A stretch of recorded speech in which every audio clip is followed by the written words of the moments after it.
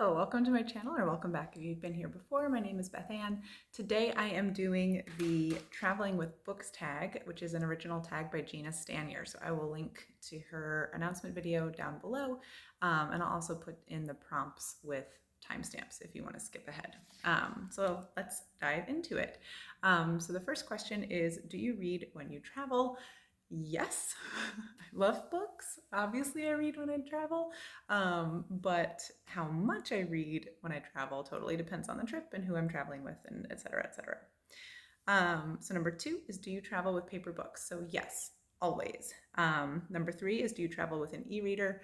Always yes as well. So I like to have a security system with my books so that I always have something to read no matter what happens. So I have definitely forgotten my e-reader charger before. And so then what do you do if that's all you have when you're traveling? I have also had my Kindle crash like several times in the lifetime. I'm only on my second Kindle.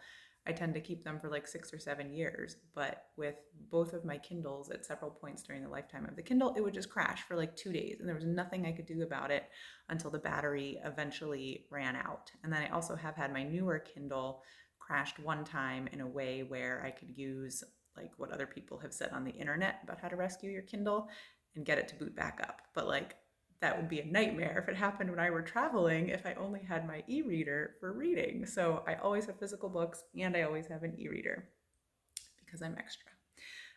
Number four is, how many books do you pack when you travel? So that totally depends on the length of the trip and where I'm going. If I think there's likely to be books available, like if I'm going to a big city, then I'm only going to pack enough reading to make sure I can get there. And then like if I run out of stuff to read, I can always find a bookstore or buy a book in an airport or something like that if need be. But if I'm going somewhere more remote, I'm going on a camping trip or something like that, I tend to massively overpack with books. So yeah, I've even done like really silly things. Like I'm going away for like a week and I'm like, I clearly need 8 physical books plus my Kindle because who knows what I'm going to want to read and how fast it's going to go. Okay, number five, does where you go or how long you're traveling impact the amount and type of books you take? So I sort of already covered, obviously the length of my trip affects how many books I take. But yeah, where I'm going or how long I'm traveling or like what type of trip it is, if it's for work or if it's just like a week at the beach for fun, that totally changes the type of books I want to read. Like if I'm going on a work trip, I either have to bring only like light, fluffy stuff if I know I'm going to be like working long hours, which is usually what happens when I'm on a work trip, or I want to bring books that are like hyper specific to my work because I might be like super excited at the end of the day and be like, I'm exhausted, but you know what? Yes, I do want to read for bees for another 15 minutes before I go to bed. So it can go like either way. And same thing with like a relaxing vacation. I usually try to make sure I have like one sort of more serious, like literary or nonfiction thing, as well as like my beach read sort of category. Number six is, do you buy books when traveling or visit bookshops or libraries? So yes, I'm very guilty of this. Sometimes because books are actually like part of the destination. Like when I was in Montreal just a few weeks ago and met up with Rosie Cockshut, she was like, oh yeah, there are some cool bookstores in Montreal. And so we went to one. So that was great.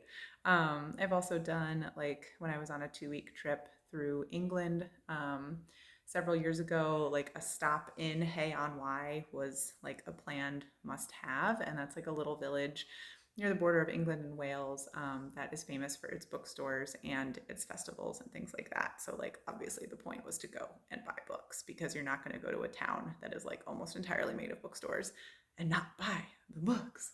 But yeah, and then I often just like, I like to sometimes pick up books that are about the place where I'm visiting or are by local writers or people who were born in that area.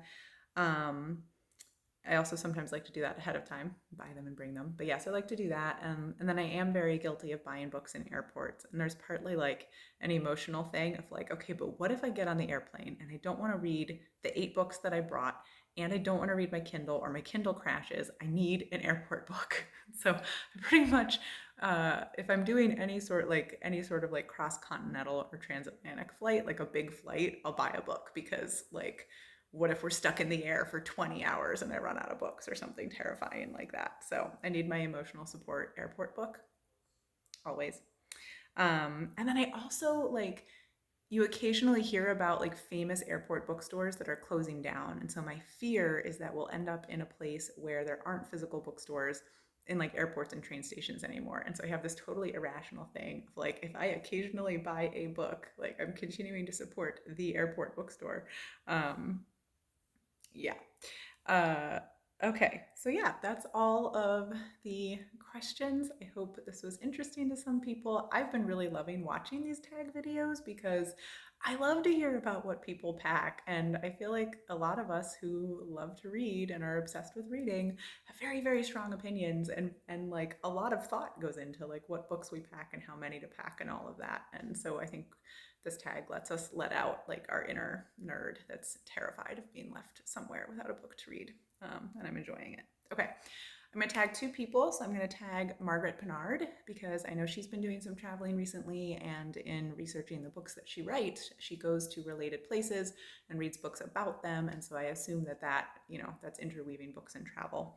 And I also want to tag John at Hey Y'all Listen Up because of the epic travel that he's done over the last several months visiting booktubers all around the United States. And I noticed as I was checking his channel to see if he'd already done this tag, which he has not, that he did post an epic looking half-hour video a little while ago that's like a summary of that trip and like photos from the trip and a book haul from the trip. So we already know one of John's answers. He does indeed buy books when he travels. So anyway, John and Margaret, you're tagged. If you want to do this tag, go ham, have fun. All right, I will see you all in the next video. Thanks.